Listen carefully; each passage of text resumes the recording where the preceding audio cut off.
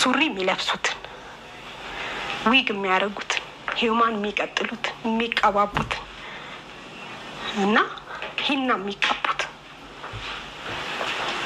ከትእዛዝ ውጪ የሆኑትን እንዲያረኩ እደፍቃቸዋለሁ እያለ እየሳቀ በቁማቸው ነው የሚደፍቃቸው እዛ እሳት ውስጥ ማለት ነው።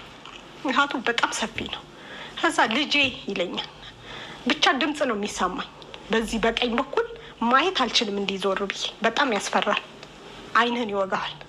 ልጄ ይሄንን ንገሪልኝ ከቻልሽ በየቤተ ክርስቲያኑ ካልቻልሽ ደግሞ የሆነ ቦታ ሄደሽ ንገሪ አደራ ልጄ። ሰው ይመለስ። ምሬ አልምረውም። ሱሪ የሚለብሰውን ሂዩማን የሚያደርገውን የሚቀባባውን ምሬ አልምረውም። እባክሽ ልጄ ይህን መልእክቴን አስተላልፊልኝ አድርሽልኝ ይለኛል።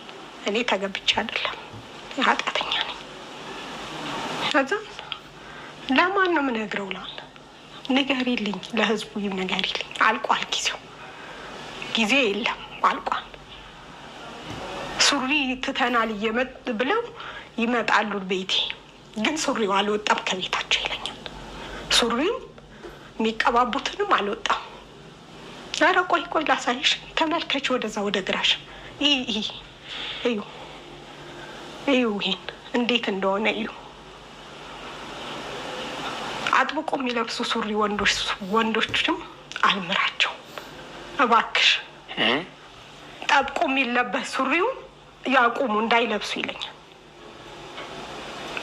ይሄ ጥብቅ አድርገው እንደ ታይት አድርገው የሚለብሱ ወንዶች አሉ አይደል? እሱ እንዳይለብሱ። ለምን ይለብሳሉ ይለኛል። እንዳይለብሱ ይህንንም ንገሪልኝ እና በመጨረሻ ምን ይለኛል? ቆራቢዎች ካልሲ አድርገው አይቅረቡ። የስጋው ደሙን ሲወስዱ እባክሽ ካልሲ አድርገው እንዳይወስዱ ንገሪልኝ። ቤተ መቅደስ ውስጥ ከነጭራሹ ካልሲ አድርገው እንዳይገቡ ይለኛል። ካልሲ አድርገው እንዳይገቡ ምሬ አልምራቸውም ይለኛል። እየደጋገመች እንኳን ግን ይናገረኛል። ዞር ማለት ግን አልችልም። በቃ ወደዚህ ወደ ቀኝ ማየት አልችልም እና እባክሽ ይህንን መልእክት አድርሽልኝ ይለኛል። አደራ ልጄ አደራ ይህን መልእክት አድርሽልኝ፣ ተው በያቸው። ስለ ቤቴ ደግሞ እኔ ያለሁኝ፣ እኔ አተት አላስገባሁም፣ በሽታ አላስገባሁም። ሰው እንዲማር እንዲድንና ሰው እንዲፈወስ ነው ደጄን የከፈትኩት እና እባክሽ እነዚህ የዓለማዊ ቲክቶክ ሰሪዎች ይራፉ። ባንቺ እንደሚማሩ ተስፋ አደርጋለሁ። አይነ ጥላ ካለ ትዳር አትይዙም፣ አያስይዝም። ብትይዙም ሰላማችሁን ነው የሚነሳው፣ ትዳሩን በጥብጦ ያፋታል። የትዳር መተት የእድል መተት ካለ ትዳር አትይዙም፣ ብትይዙም ትፈታላችሁ።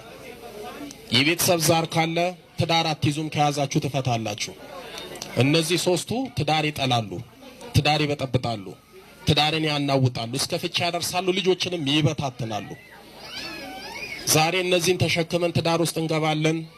የደስታ ኑሮ ኖርን ብለን ገና ስንጀምር ገና በእንጭጩ ይቀጫል።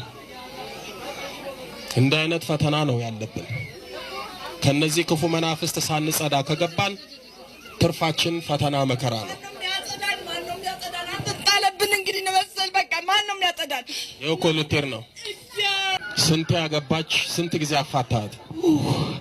አሁን ስምንተኛው ቆርባ ነው ወጥቶ ይሄዳልም ብሎ በቃ 8 ባል ነው ያጋባናት። አሁን ስምንተኛው ደግሞ ቆርባ ነው። የቁርባኑንም ልብሱንም ምኑንም እቃውንም ሳይካፈል ወጥቶ ነው የሄደው።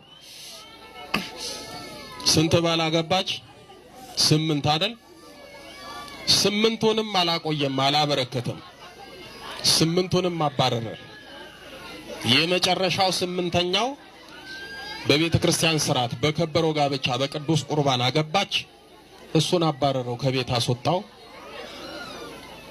አሁን ይሄ ታዲያ ድራማ ነው? ይሄ ተረት ነው? እስኪ በእውነት አይደለም እንደው 8 ጊዜ 2-3 ፈቶ ማግባት እኮ ፈተና ነው፣ መከራ ነው አይደል? ብዙ እኮ ችግር አለው። ሰው ሳይወድ በግዱ ስንት ነገር ውስጥ ይገባል። 8 ባል ነው 8 ትዳር ነው ያፈረሰው። ታገባለች ከዛ ታባረራለህ። አዎ ሰሞኑን በማህበራዊ ሚዲያ እኔ ሞቼ ነበር ገለውኝ ነበር በቲክቶክ ምናምን በጣም ብዙ ወዳጆቼን አስደንግጧል፣ ቤተሰቦቼን ጨምሮ። ከሰው እኮ ነው የተፈጠረው። እኛ ቤተሰብ የለንም እንደ ቤተሰብ።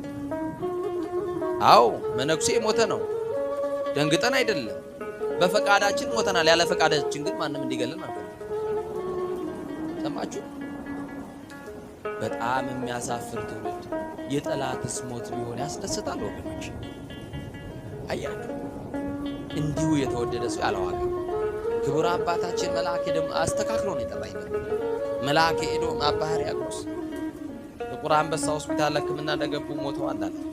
የናዝሬቱ ተስፋ የማርያም ልጅ ክርስቶስ የትንሣኤው ምስክር ሆኜ ገና ብዙ ዘመናት እግዚአብሔርን አገለግለዋል። ጠላት እንደሚያሟርትብን አይደለም። ይሄው አለን።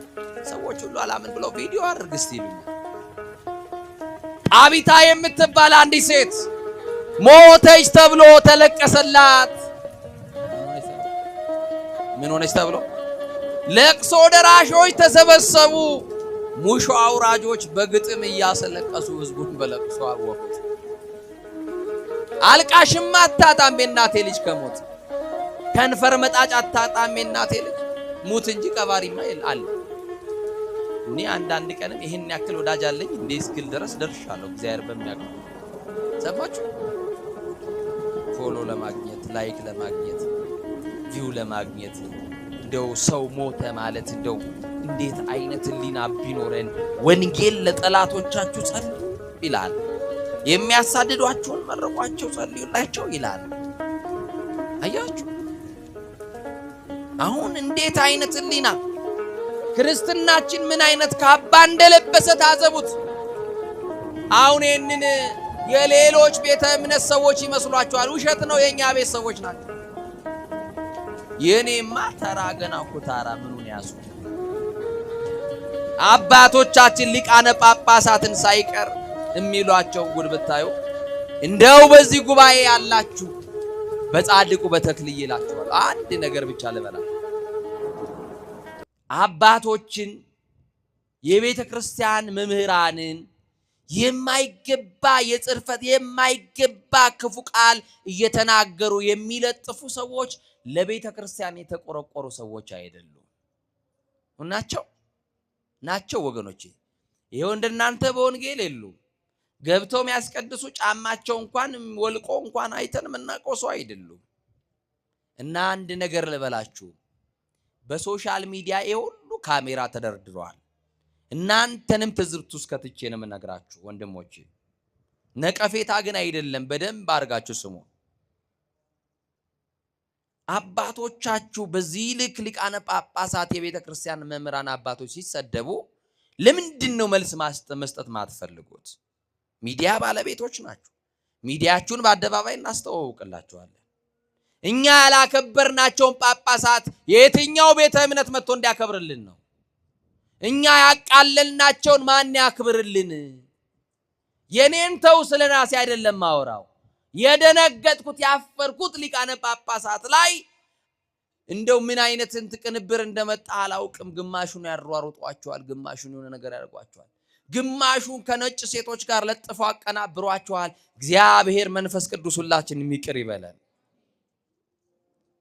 እነሱ ለእግዚአብሔር ከፍ ያሉ ናቸው። ስልጣን የተቀበልነው በእነሱ ነው። ቢያዝኑብንስ እናቴ ልጅ መንበር ላይ ጠጋ ብሎ በታቦቱ ፊት ቆሞ ቢያዝኑብንስ አባቶቻችን እንዴት ይታረቀን እግዚአብሔር? እንዴት ይዘንልን እግዚአብሔር?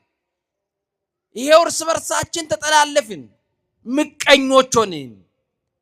እግዚአብሔርን ስለገለጥነው ነው እኮ እግዚአብሔር የገለጠን እንጂ የሚገለጥ ማንነት እኮ ኖሮን አይደለም።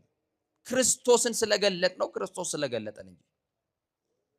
እና በሶሻል ሚዲያ የምትጠቀሙ ሰዎች እንዲህ አይነት የጥላቻ ንግግር የሚያደርጉ ሰዎችን አካውንታቸውን መዝጋት ነው። ክፋት አይደለም የነገርኳቸው። ሪፖርት አድርጎ ሄት ስፒች የሚል የጥላቻ ንግግር ሰማችሁኝ አይደል? 100 ሰው ቢኖር 100 ሰው ሄት ስፒች የሚለው ላይ ብሎክ የሚለው ላይ ገብቶ ምርጫ ያመጣል። ሄት ስፒች ብሎ ጥላቻ ንግግር ብሎ ቢል አካውንቱ ይዘጋል። ይሄ ነው መገላገያው። 100 አካውንት ይከፍታሉ፣ 100 አካውንት እንዘጋለን። ለምን? ይሄንን በሚዲያ ስለሚሰሙትም ጭምር ነው የምናገረው። አባቶቻችንን አይናገሩ፣ ሊቃነ ጳጳሳትን አይናገሩ። እኛ የተሰጠን እድል ንስሐ እንድንገባ ስለራሳችን በደል እናለቅስ ነው። እኔ እኮ በቅቻ አይደለም፣ እኔ እኮ እናንተ ጋር እኮ የቆምኩት ተሽያ አይደለም። ጻድቁ ምስክሬ እዚህ የሚያቆም ስብዕናም ክብርም የለኝም። እግዚአብሔር ለሸፈነልኝ እናንተ ምንድነው እንደዚህ የሚያደርጋችሁ? እግዚአብሔር ነውራችንን ሸፈነ ከባት ያበሳ ስለሆነ፣ እግዚአብሔር አዛኝ ስለሆነ። ማን ያልተሸፈነለት ሰው አለ? መኑ ዘይነጽእ ኃጢአት፣ ከኃጢአት የነጻ ሰው አለ?